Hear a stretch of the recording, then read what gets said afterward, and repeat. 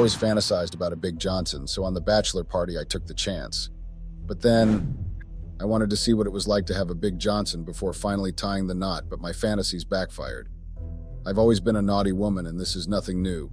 All the people I've dated in the past can testify to that. I decided to be naughty and go for what I want at my bachelorette, but then things escalated and now my wedding might never happen. This is really bad for me, and I'm still in disbelief that the night I wanted to have fun before marriage ended up being the night that ruined my wedding. It's a big deal, guys. It's a very big deal.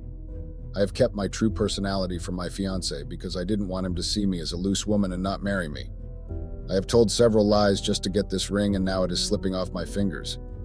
I don't think I can ever get over this, but then again, I need to speak my truth. My name is Angel, and I'm 27 years old. My fiancé, Gregory, is 29 years old. Gregory is a pharmacist, and we dated for 2 years before he finally proposed. Please note that I used random names, and I will be using random names throughout this update. There was nothing wrong with my relationship. We didn't have any issues that would have prompted my behavior. But the problem is that I do not see anything wrong in what I did. I love pleasure, and I love feeling good. This statement has always brought judgment for me because people feel like women shouldn't talk so freely. I love to talk freely because that is who I am. I don't like boring sex. I don't just like it. I'm not trying to say Gregory is boring, but I'll be honest, he's not that great. I don't have a problem with it as long as he's able to provide for the house. He does quite well in that regard. I've seen so many posts about how good a Big Johnson can be, and I've always fantasized about it. I knew deep down in me that even though I was getting married soon, I would love to have that experience. Gregory is far from having a Big Johnson. He just doesn't tick the box in that regard. Please, I do not need a lecture asking me why I didn't just go for a man with a Big Johnson. I have come to understand that those kinds of men are never ready for marriage. It's either they are broke gym men or they are not ready for a long time. And for me, I want something secured and assured. So I decided to marry Gregory when he proposed. He's an easygoing man and he's too busy to care about trivial things. Well, that's what I thought before. I had no idea that Gregory could be so cruel just because of something so trivial. My bachelorette plans backfired in the worst way possible. So I have a best friend that's very close to me. We talk about everything, and I'm not ashamed to say that. We've been best friends for over 15 years, so we're extremely close. I tell her everything about my personal life and even my relationships. She does the same thing too. She also knows I have a thing for Big Johnsons. It's not a secret to her. Consequently, I told her about my SEC life with Gregory and how he doesn't really tick the boxes in the bedroom. She advised me not to think much about it and just remain in the relationship. Of course, I wasn't planning on leaving either way. I've always wanted to marry Gregory, and letting him go was never in my bingo card. So my best friend Laura advised me to stay with Gregory and manage the intimate life. She told me he would get better because men like that often improve over time. Deep down, I knew I didn't care about him improving. Whether he improved or not, I knew I was stuck in the relationship because there was no way I was leaving him. But my ideology was mostly because I knew it was more of a size issue than a performance issue. The closer our wedding got, the more agitated I became. I was extremely anxious and worried. Don't get me wrong, I wasn't getting the wedding fever or bride anxiety. My agitation came from my desire to meet my personal needs before locking it down with one person for life. I knew I would get caught if I cheated on Gregory after marriage, so I decided to meet my needs before marriage. It sounded like the past plan to me because that way I wouldn't have to keep fantasizing about getting a Big Johnson to satisfy me. I spoke to Laura about it, and she encouraged me to do what I want. I do not see that as bad advice, even though everything has suddenly gone south out of nowhere. I genuinely think that she was just being a caring friend who was ready to give me all the support I needed. Even now that everything has gone south, she's here with me to figure out the next step. So please don't crucify her in the comments. She's also on Reddit. I don't want her to end up feeling bad. So let's get into how this disaster came to be. For me, I'd already made the decision to let my fantasies become reality. But then I had to think of a way to do it without losing my fiancé. I respect Gregory's intelligence so much that it scares me to step on his legs. He cares for me and all that, but from the 2 years I didn't date him, I was able to pick up on the fact that he's extremely intelligent and suspicious. He has trust issues, and I hate his trust issues with passion. It took time to even convince him that I wasn't dating him for his money. When we met, he was so cold and unreachable. We met through mutual friends before we became friends, then started dating. With all this knowledge about him, I knew I had to tread carefully or else I would end up regretting everything. I didn't dare try visiting dating sites. That was way too risky for me to try. Apart from the fact that I could get caught through sites like that, Many of my friends have had bad experiences from dating sites, and I had to learn from it. Of course, I could create a fake profile, but I didn't want to take chances. Laura was very helpful, and she decided to ask the help of her friend who ran a club. If you all can remember, I said at the beginning that I'm a very naughty woman. I'm not ashamed to say that at all. I do not play with my pleasure, and I'm very determined to get something when I want it. I do not have shy friends at all. All my friends are just as naughty and crazy as I am. So of course Laura has a friend who runs a club. It's not a fancy club or anything luxurious. It's more like a local bar in a very small space. But the good thing about the club is that it's very affordable, and that automatically gives it a lot of customers. I've been to the club several times, so I know the kind of people that go there. So many naughty things go on in that club. There's never a dull night, and the kinds of things that go down there at night are nasty. Even married people come there with their affairs partners to have fun. Laura went to meet her friend on my behalf. So here's the thing. Laura made a plan to have my bridal shower / bachelorette at the club. I knew that would be the only opportunity to go crazy. I didn't want to just sleep with someone and get married the next day. I wanted to have fun and party at that club because I knew just how crazy the people who come to the club are. It was a risky plan, but I didn't care. I had to risk it that might, or I would be stuck as a married woman forever. I don't want to admit it, but I started getting cold feet before the wedding. I was anxious too often, and the thought of committing to one person for the rest of my life kept making me very uneasy. So I knew there was no changing my mind when it came to having the bachelorette at the bar. Some couples like to have joint bachelor's parties and all that, but I didn't want that at all. There was no way I was going to let Gregory be there when I had the bachelor's party. I just knew that would not be a good idea at all. Can you imagine a situation like that? It would be like I was selling myself off. So that was not in my bingo card at all. Gregory and I had arguments because of this particular discussion. When the bachelor's mite grew closer, he lied to me and asked if I wanted a bachelor's party. Of course, I said yes. Who doesn't want a bachelor's party? It's like a non-negotiable thing for most couples. No, my fiancé is a nerd. Like I said, he's a pharmacist. Gregory hardly parties because he's either working or resting after work. He's very smart, and he prefers to use his brain for better things. I, on the other hand, am the opposite of Gregory. I love partying and having fun, but I kept this as a secret from him. I didn't want him to think I am too spoiled or that our personalities were too different. I know that's a wrong thing to do, but I don't regret doing it. The world we live in has no place for good minds people. I had to do these things to secure that engagement ring. I believe that Gregory is also to be blamed on this case. He is just too calculating in almost everything he does.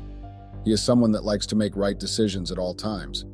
He broke up with his last girlfriend because she partied a lot. How does anyone expect me to tell him the truth after this discovery? I know I'm even worse than his ex-girlfriend, if we're being honest. I also love to party and preferred to keep that a secret. I believe that it won't hurt anyone if the truth is kept hidden. So let's get back to it. Gregory asked about the party, and I said I wanted to have it. He then asked where I had in mind for the party. Now this is where the argument started from. He wanted us to have a joint bachelor's party. I just couldn't let that happen. I mean, how was I supposed to have fun and do what I wanted if the bachelorette ended up being a joint one? I just couldn't do that, so I had to make up excuses. I told him I wanted to have my bridal shower on the same night and that bridal showers had to consist of only females. This really caused a huge argument because Gregory felt like we had to do everything together. According to him, I should have had my bridal shower before we made plans for the bachelor's party. But I told him the bridal shower was important to me and I wasn't ready to negotiate it at all. After a lot of argument and unnecessary banter, he finally agreed to do just as I asked. I didn't tell him I planned to go to a club, I just told him I wanted to go to a friend's place and have fun. I didn't give him my location or any other stuff. I thought I was the smart one and I was being very discreet, but little did I know that I was actually being extremely foolish. Can you believe that I managed to make a fool out of myself by underestimating my fiancé? He really ended up giving me a piece of my own medicine. So I chose to have the bachelorette at the club owned by Laura's friend. I had no interest in a boring bridal shower. None of my friends would have even showed up for that. They find bridal showers with nothing special about it. I also feel the same, so I didn't bother arranging it. I didn't even have the desire to dress in a robe and play boring games. So I decided to go clubbing. I knew I would end up leaving the club with a man that had exactly what I wanted, and then I could meet my needs, put that behind me, and then get married the next day like nothing happened. In my head, my plan was perfect, and there was just no way things would go south. For one, I knew Gregory had no idea I liked to party. I also knew he had no knowledge of my party locations or the clubs I liked to visit. So I was confident that he would never find out the truth. That might have to be one of the wildest nights ever. There were many people around, and it had to be one of the wildest nights ever. When Laura took me to the location, I was extremely happy. In fact, I was very grateful to my friend for being so thoughtful. I had positive energy throughout because no part of me felt like anything was going to go wrong. I think that had to be a bad sign. If you're in a situation where you feel like everything is going to be perfect, it's likely that nothing will go according to plan. So sometimes it's really good to have cold feet, and I've ended up learning that the hard way. Fast forward to when the party started, I danced a lot with friends and they made me feel special. But what I was really in search of was fulfilling my fantasies. I love my friends and appreciate their efforts, but in that moment, all I could think about was finally getting the big Johnson I've always fantasized about. You're free to call me names, just bear in mind that I already stated the kind of person I am. I like being naughty and I like having fun. Please don't be surprised that I'm saying things a little too freely. That's just the kind of person I am. Prior to the party, Laura already told me she had some guts she wanted me to meet, so she introduced them to me. I might be naughty, but I do not like being with more than one person at a time. That doesn't fit in my fantasy list. After speaking to some of them, I ended up dancing with the one I liked the most. He was extremely flirty and liked to talk dirty. I loved his confidence in the way he spoke. He asked me to dance, and of course I said yes. The dance started out pretty innocently, but then it turned into something else. I did try to draw it out as much as I could. The guy was just too forward, I have to admit. He was impatient, and I could tell he was already excited. But that only made me determined to delay us getting intimate. To me, we had the whole night to ourselves, so there was no reason to rush into things immediately. I told him we would have to stay till the club closed before we went to his place. He didn't have a problem with that, so we just proceeded to dance and have fun. Guys, the dance got out of hand. Even to my naughty standards, it was too much. I remember every moment of it because I didn't drink much that night. I was tipsy but not drunk, so I was able to recollect almost everything that happened. From just dancing, we started making out in the club. At first, I was hesitant because we were in a public place and my friends were making videos and starting Instagram lives. But soon enough, I couldn't even hold myself any longer and I gave him to him. Just like that, I forgot that I was engaged or that I was in a public place. The guy I was with was doing everything improper without a care for the world. But of course, my karma decided to come very early. It came earlier than I imagined because just like that, I felt Laura trying to pull me apart from the guy I was with. I knew something had to be up if she did that, so I didn't fight it. When I finally arranged my dress and dated to look up, I got the biggest shock of my life. Gregory was standing right in front of me. I felt like burying myself underneath the ground. I didn't expect his presence at all. It made no sense to me at all. First of all, I knew he had no idea I liked to go to clubs. Even if he did, how could he be in that particular club that night? The fact that I didn't even expect it is why it shook me more. I got scared immediately, but I didn't utter a single word. I had been caught in a compromising situation. Anyone who saw me with that man would think I had been sleeping with him for so long. For my fiancée to walk in on both of us making out, I knew I had messed up big time. Who would believe that was the first time I met him? Who would even believe that we had never gotten intimate? What pained me the most was the fact that I got caught without even doing what I wanted to do. I didn't end up sleeping with him, but I couldn't catch it. I felt like the universe was just against me. The first thing Gregory did was grab my finger and snatch off his engagement ring. After he did that, he told me we were no longer having a wedding and that I should not expect him at the altar. After he did that, he grabbed my purse and took out the credit card he had given me for the night. I was too shocked to say anything, but after he turned to leave, I followed him outside and kneeled to beg him. I pleaded with him to forgive me, but he refused. I couldn't believe that he was ending the wedding. I mean, how could he end the wedding? And what's worse is that he took his wedding ring back. You guys cannot believe the plans I had made with that ring already. It was that ring that consoled me whenever I thought about the possibility of our marriage ending.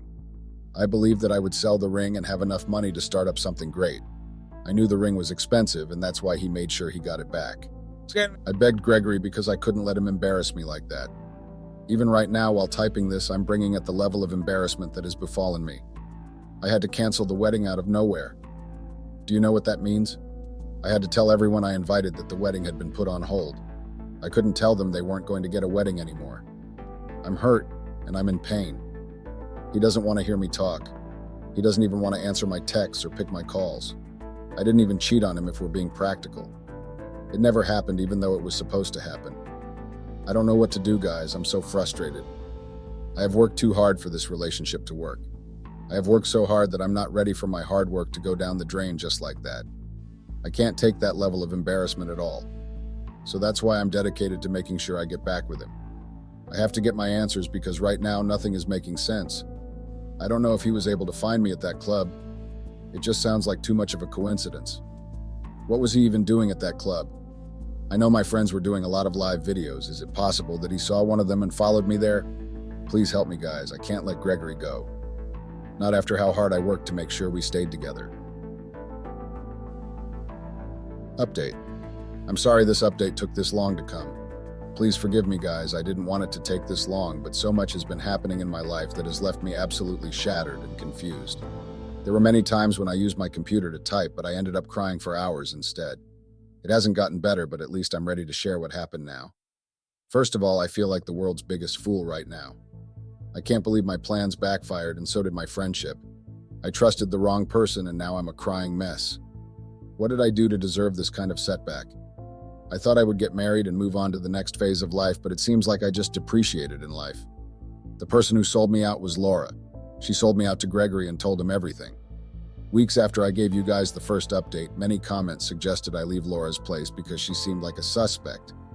I thought you guys were being dramatic, but it turns out you all were right. I went to visit Gregory at his workplace so I could ask for forgiveness one more time, but I ended up getting shocked. I discovered that Gregory got suspicious of me after I told him I wanted to do my bachelorette separately, or rather, my bridal shower. A part of me was sure he'd be suspicious, but I didn't think he would act on his suspicions.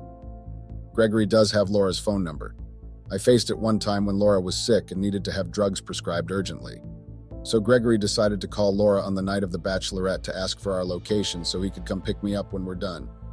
I switched off my phone intentionally because I didn't want to be disturbed. So Gregory decided to call Laura instead, and rather than having her best friends back, she sold me out immediately. She told him the location of the club and asked him to come see what I was up to. Gregory already suspected me, so he ditched his friends and came to see me. Even though all she gave him was the location, she did set me up. I tried to explain to Gregory that I never got intimate with that man, but he told me he couldn't date a two-faced person. According to him, I lied about my personality, and I also lied about wanting the bridal shower. He told me he couldn't marry someone with zero manners and too much disrespect. That's all he said before kicking me out of his office. That's it, guys. My life got ruined because I wanted one more wild night before marriage. I hate Laura and I hate myself. This is just too much, and even after 6 months, I can't believe my life took a turn for the worse.